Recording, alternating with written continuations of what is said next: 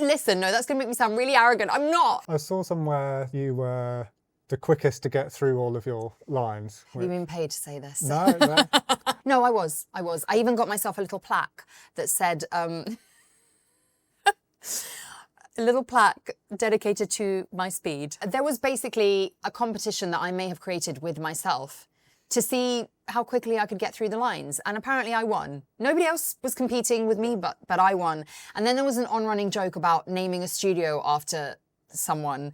And I was like, if I get myself a plaque, will you name the studio after me? And they were like, yep. And so that's what we did. And then Neil got a bigger plaque that he put in a different studio. I was shocked, I tell you. I was mortified and then shocked. Yeah, it was a little bit awkward. It's a little bit awkward. We've had words about that. I was impressed though, because I would assume out of all the people's scripts that yours would have some of the hardest words in it. Like all the like...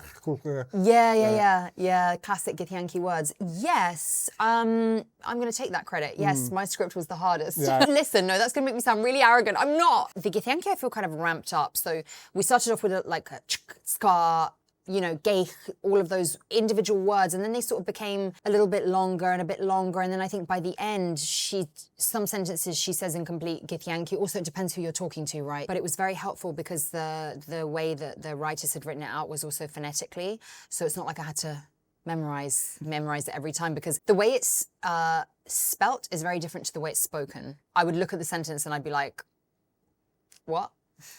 And there'd be like apostrophes and things like that. So the phonetic pronunciation was very helpful to me, and obviously the meaning. So by the end, I knew that this word means that and that word means that, and sometimes I could string them together to know roughly what the sentence means. But it was cool. That was a very cool experience, like a very unique experience speaking another language.